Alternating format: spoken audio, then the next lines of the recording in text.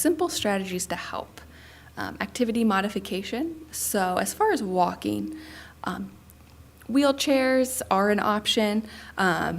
I don't know if they're the best option, but it is something that might bring relief if you're going somewhere that requires a lot of walking, maybe to the mall or maybe at the zoo. Motorized cart while shopping in the grocery store.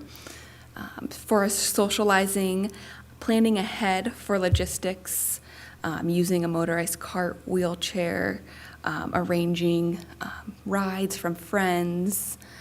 And that's kind of next to with driving is if it is an issue and it is affecting safety, arranging transportation with family and friends. And that can be a really difficult one as well because driving gives us such a sense of independence.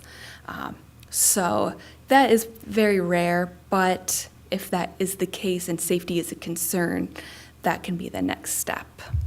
And then balance, unsteadiness. An example for activity modification would be sitting when you're in the shower, or maybe taking a bath instead of a shower to avoid slipping and falling. Safety awareness, and this goes back to cooking. When I was kind of talking about chopping vegetables, burning your fingers, rubber gloves is a big one that you can use to perform those tasks as a safety measure, not to nick yourself. Not to burn yourself. Another is using your vision and relying on it when you're doing those tasks. A thermometer to test temperature of water before bathing, definitely with your feet, so that could be a big one. Even water around the kitchen as well, boiling water, careful around that. Thick gloves with washing dishes or working with sharp knives. And then inspect hands and other affected areas of the skin for abrasions, bruises, burns as well. So in that way maybe it's happening and you're not aware of it. And also, as far as leading to an infection or something bigger. So that inspection is going to be important.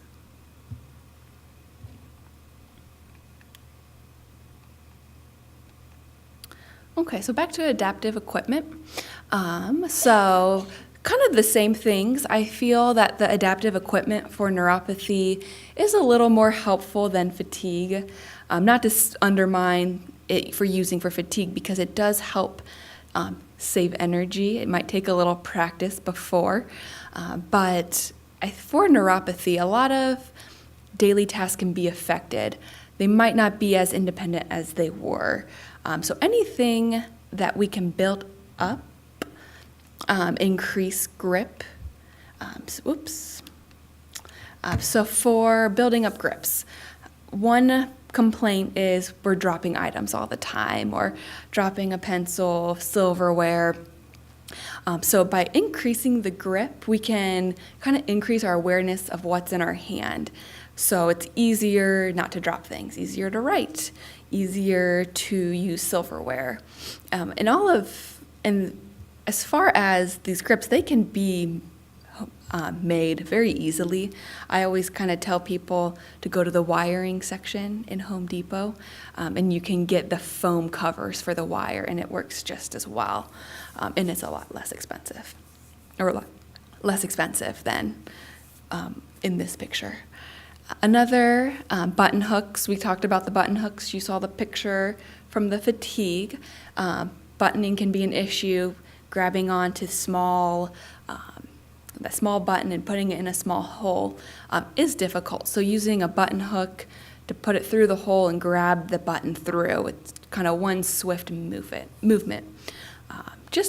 And really too, I think there's something to say about quality of life and making things easier.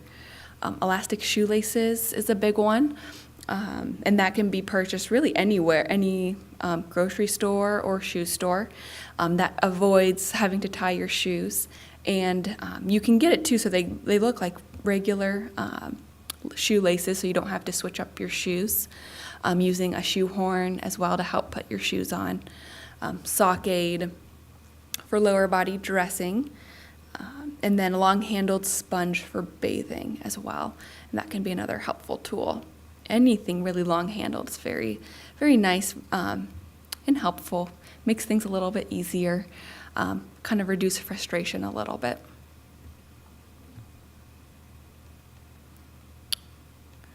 Okay, so the last slide is a whole, and I won't read every piece to you, but it's a really nice list, and I think you all have it in your PowerPoint, of different strategies, safety measures, adaptive measures that you can utilize for issues with peripheral neuropathy, for dressing and grooming, zipper pulls, buttoners, kind of this, what we talked about with adaptive equipment.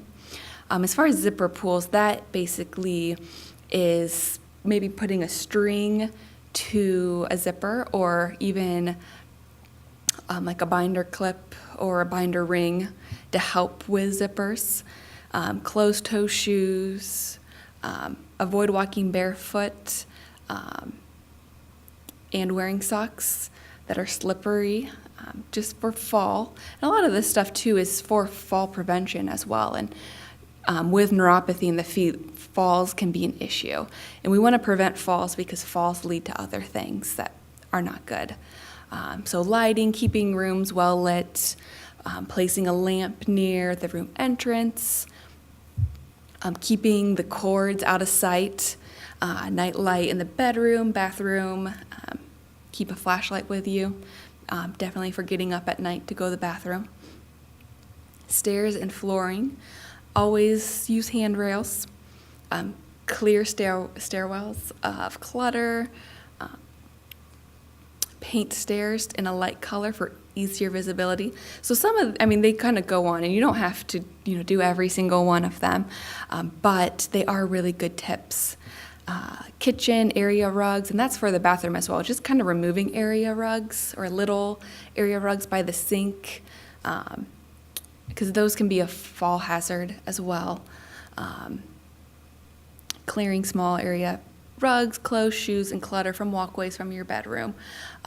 Extension cords, securing them with tape. Removing furniture with sharp edges or concerns. And then outside, there's some more little tips that you can utilize. So this is a good kind of go-to list to use with your loved ones.